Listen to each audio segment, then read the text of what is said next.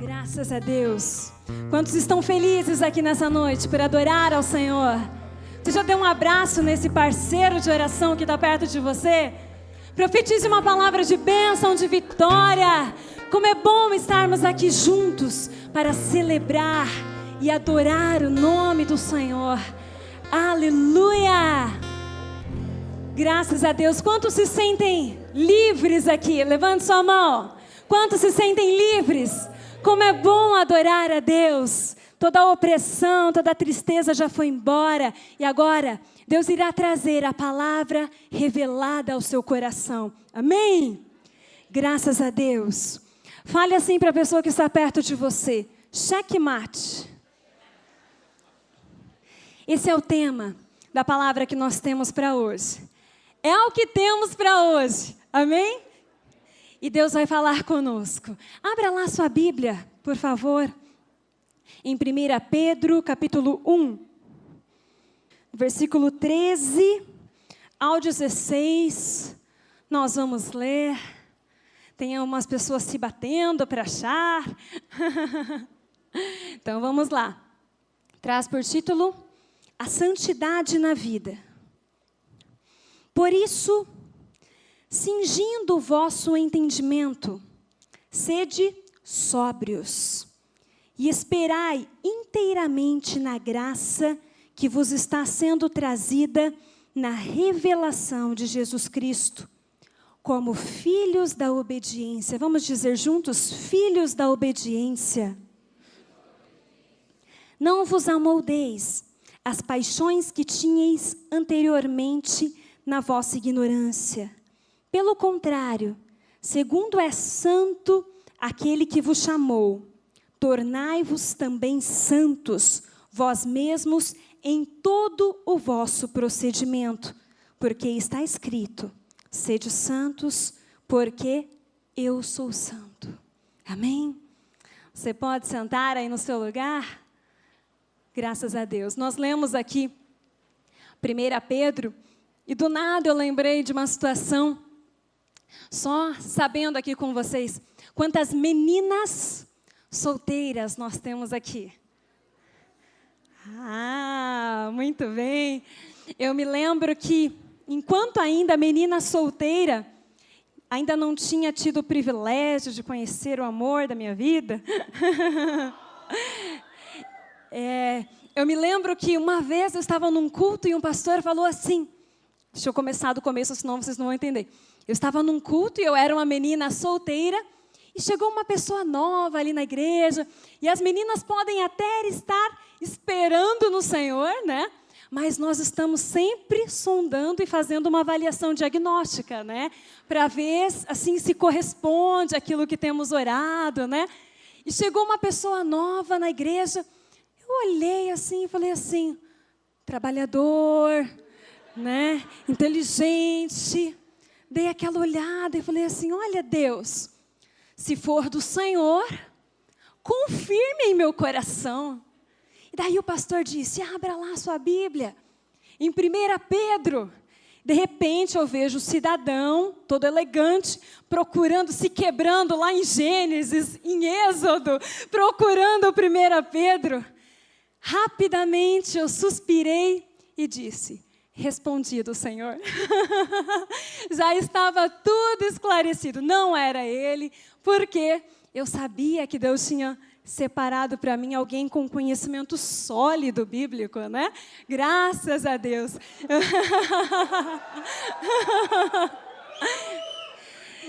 E sabe, meus amados, o que isso tem a ver com a palavra de hoje à noite? Nada. Nada a ver. Mas, voltando, nós lemos lá, 1 Pedro, capítulo 1. Nos fala a respeito do quê? De santidade. Quantos aqui querem ter uma vida santa? Uma vida irrepreensível? Querem fazer a diferença lá onde Deus tem te colocado? Diga amém. Aleluia! E é isso que tem para você. Então, nesta noite, Deus vai te dar alguns cutucões, e você pode, como eu vou fazer com o Aleph, porque eu estou morrendo de saudade dele, eu vou cutucar o Aleph, dá uma cutucada bem forte aí na pessoa que está perto de você. Não é nada agradável, né?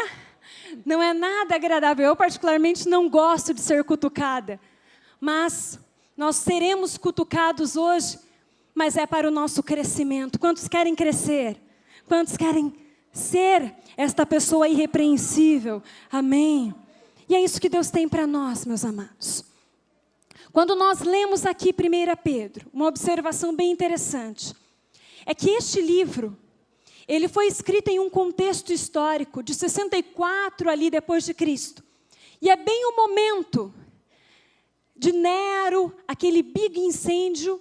Existem divergentes teorias a respeito disso, historicamente falando, mas alguns cristãos foram culpados por aquele incêndio. E muitos precisaram se esconder, muitos precisaram ir embora. E o livro de Pedro é escrito a esses cristãos que estão dispersos, que estão escondidos. E identificamos aqui pela escrita que eles estavam se sentindo fragilizados, que eles estavam sendo até mesmo contaminados por outras culturas. E muitas vezes já trazendo a aplicação para a nossa vida. Muitas vezes isso acontece conosco. Estamos ali em nosso ambiente de trabalho e muitas vezes a cultura daquele nosso amigo que tem uma vida mundana passa a nos influenciar. Os costumes mundanos daqueles que nós achamos que estão nos levando para um bom caminho passam a ser verdade para nós. E Deus está te chamando a atenção aqui nesta noite, dizendo que a palavra dele não muda. E que ele quer te trazer para um caminho de santidade. Amém? Aleluia! Então, neste contexto histórico, nós vemos que os cristãos estavam dispersos, estavam se sentindo frágeis. E aí que vem a palavra, trazendo um direcionamento.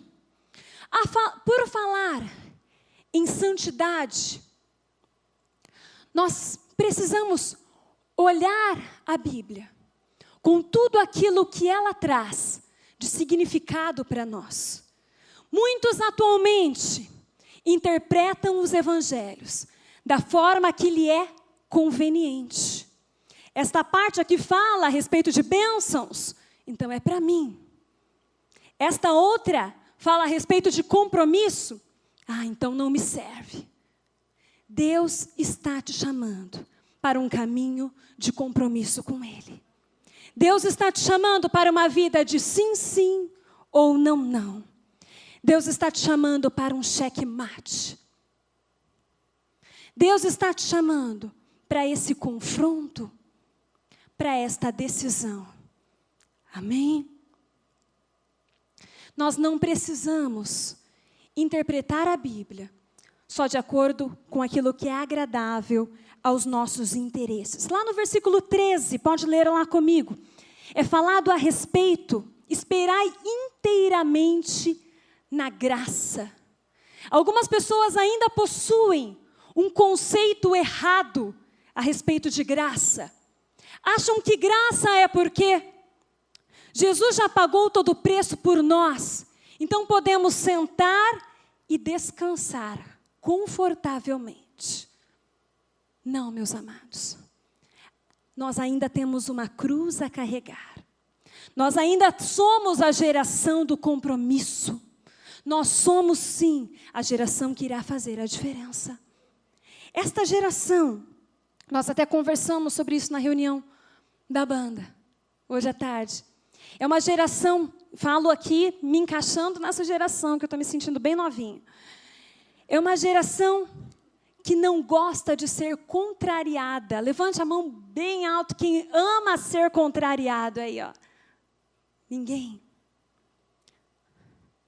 Somos presos aos nossos próprios valores. E quando somos contrariados, não correspondemos muito bem. Mas a vida adulta E eu estou falando a respeito da vida adulta porque Deus te chama, independente da sua faixa etária, para uma vida de maturidade. Ela nos dá muito mais nãos do que sim.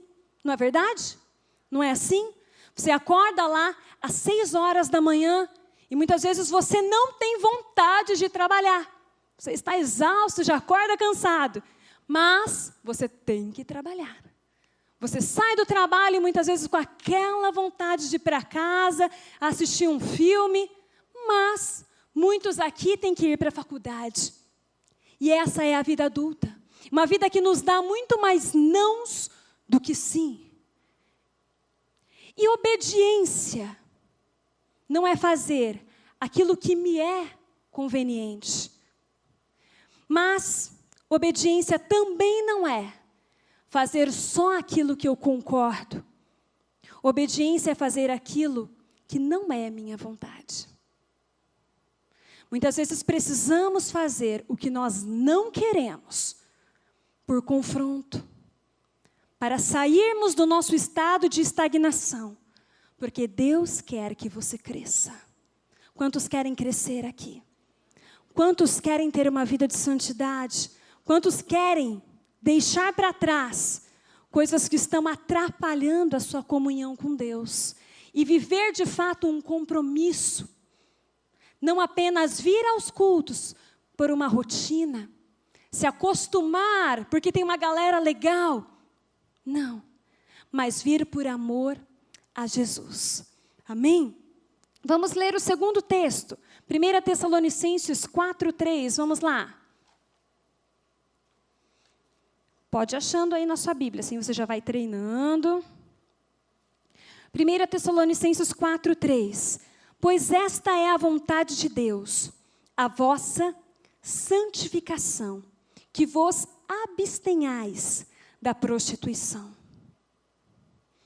Foi feito, meus amados, uma pesquisa com jovens cristãos. Apenas jovens cristãos. E dentre, a cada 10 jovens, 6 confessaram e assumiram que possuem uma vida sexualmente ativa.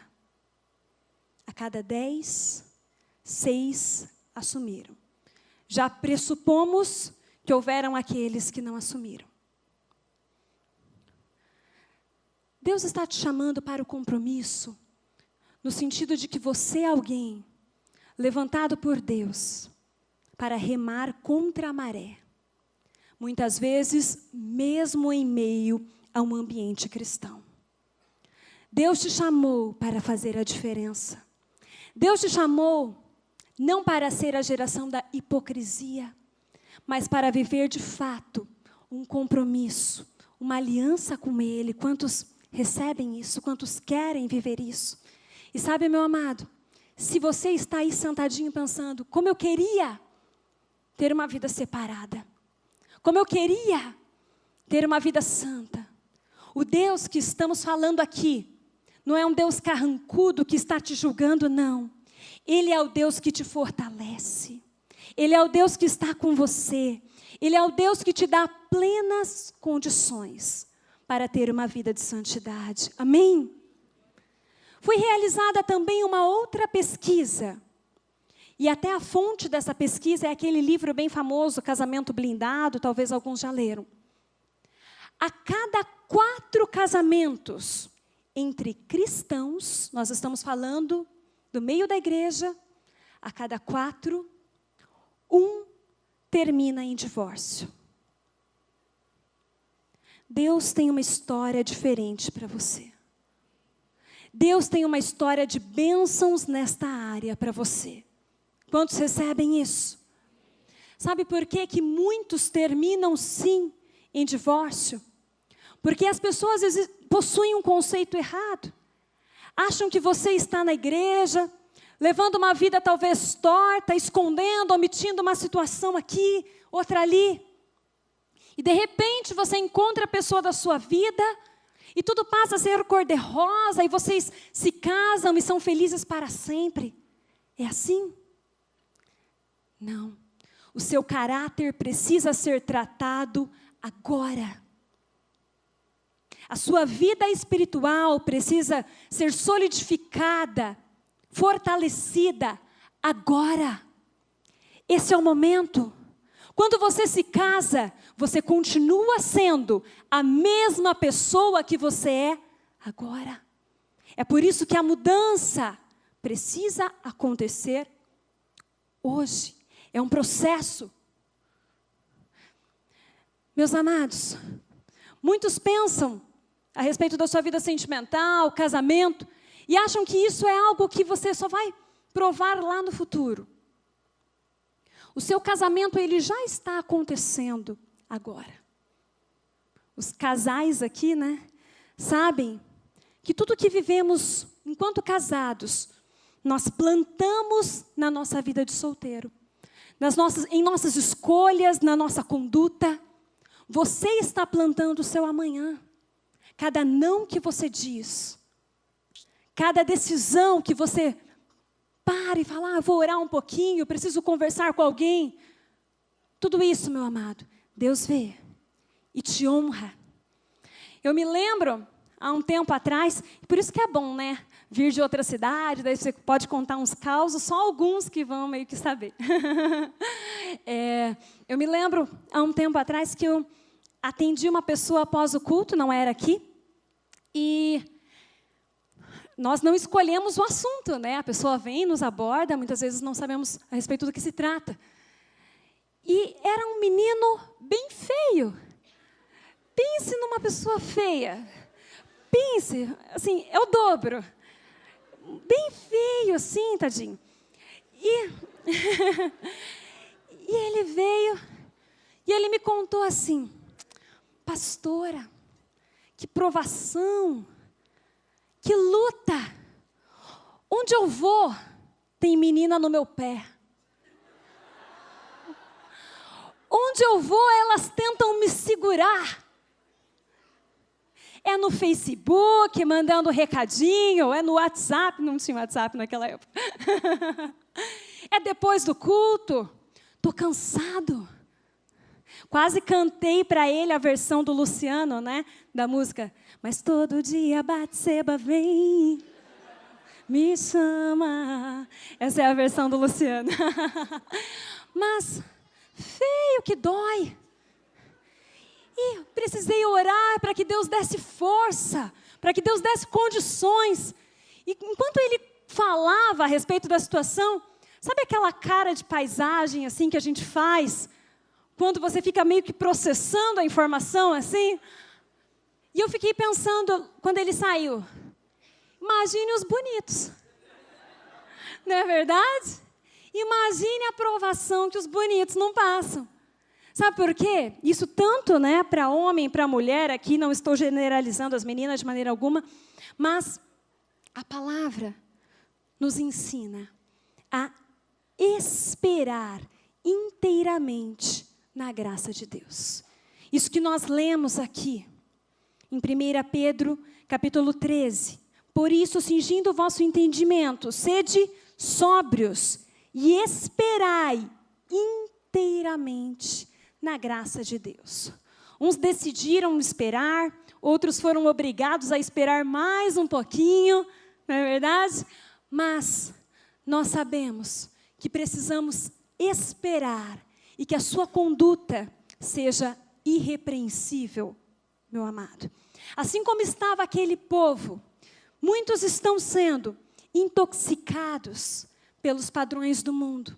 Estão caindo no padrão da normalidade. Tudo, isso não tem nada a ver. Isso pode sim. Só um pouquinho, ninguém vai ficar sabendo. Você está plantando. Você está plantando. O que Deus espera de nós é uma conduta irrepreensível. E sabe, meus amados, pode ir para a parte que você estava antes. Isso. Quando falamos a respeito de santidade, arrependimento é algo que deve estar em nosso coração. Mas arrependimento sozinho não muda nada. ele precisa vir acompanhado da mudança de conduta. E quantos querem agradar a Deus? Quantos aqui querem? Este é o maior desejo do nosso coração. Então, que a mudança de conduta, que o arrependimento faça parte da sua história. Porque este arrependimento é isso que gera avivamento. Lá em Abacuque 3:2 diz: aviva, Senhor, a tua obra. Aviva, Deus, a tua obra em nós. Lá em 2 Crônicas, quem puder e quiser, abra, por favor, 2 Crônicas 7:14, diz: se o meu povo, que se chama pelo meu nome, se humilhar, se converter dos seus maus caminhos e me buscar, eu ouvirei dos céus, perdoarei os seus pecados e sararei a sua terra. Ele é aquele que sara a sua terra. Ele é aquele que sara o seu coração. Ele é aquele que sara as suas feridas. E quais são as características de um verdadeiro avivamento? Júnior, por favor. O que devemos esperar e por quê? Para o próximo, isso. Quais são as características de um avivamento? O avivamento, ele é centrado na palavra. Ele gera cura interior. E ele gera comprometimento com o reino. Corações curados, corações arrependidos, corações sarados, possuem um comprometimento muito maior com o reino de Deus. E é essa geração que Deus está esperando, meus amados. A obra de Deus em sua vida, ela já começou. Quando nós lemos aqui 2 Crônicas, e fala que se o meu povo que se chama pelo meu nome se humilhar e se converter dos seus maus caminhos, ou seja, mudar, você está indo em uma direção, se converter, você vai em outro sentido. Deus está te chamando a fazer uma escolha. Deus está te chamando a um arrependimento verdadeiro. Deus está te chamando a uma mudança de conduta. E esse checkmate que nós colocamos como título aqui desta palavra, o checkmate é a decisão. Ele é o game over. Acabou. E para muitos aqui, esta é a escolha desta noite. Acabou o meu vínculo com o pecado. Eu preciso de forças, Deus, para sair desta situação. Acabou a minha falta de comprometimento com o reino de Deus. Acabou, porque eu sei em quem eu tenho crido. E olha só que palavra poderosa. 1 Pedro 2,9. Vamos abrir para lermos, porque esta palavra é para você nessa noite. 1 Pedro 2,9, um texto já bastante conhecido. Quem achou, diga amém. Vós, porém, sois raça eleita, sacerdócio real, nação santa, povo de propriedade exclusiva de Deus, a fim de proclamardes as virtudes daquele que vos chamou das trevas para a sua maravilhosa luz. Nós somos raça eleita. Você é filho, filho de Deus. Não chamado para ser escravizado. Não chamado para estar nessa situação angustiado, triste. Porque não consegue romper com aquilo que Satanás tem colocado na sua vida. Pode fechar os teus olhos aí onde você está. Deus, Tu és aquele que nos dá forças. E eu sei que o Senhor está confrontando alguns corações aqui. E o Senhor nos chama ao arrependimento, porque o Senhor quer gerar em nós avivamento. O Senhor quer gerar em nós um comprometimento genuíno com o Teu reino. Deus, os Teus filhos aqui estão vendo algumas situações como grandes gigantes, que eles não conseguem vencer. situações que não conseguem romper, mas Tu és o nosso ajudador. Tu és o nosso Deus forte que vai à nossa frente. Aqueles, Deus, que estão aqui nesta noite, que se sentem presos a drogas, em nome de Jesus nós profetizamos a cura, a libertação, o fortalecimento. Questões sexuais, Deus, que muitos aqui têm omitido e não compartilham nem mesmo com seus melhores amigos.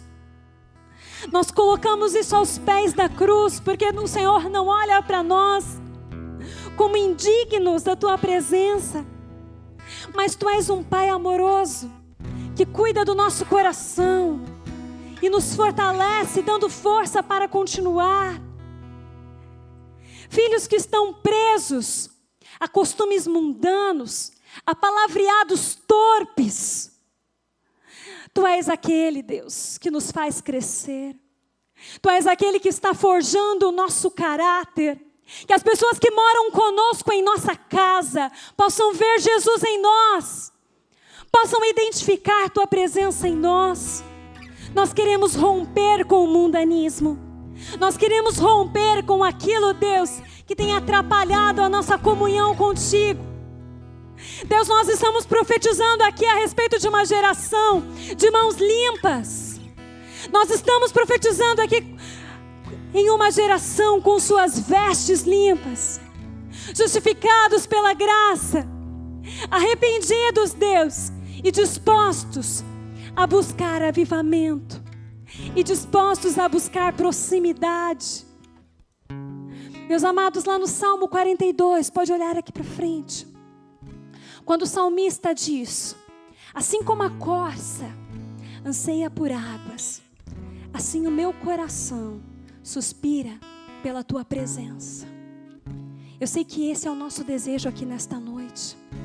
Ninguém está te trazendo uma palavra pesada demais, mas nós estamos falando a respeito de um Jesus perdoador.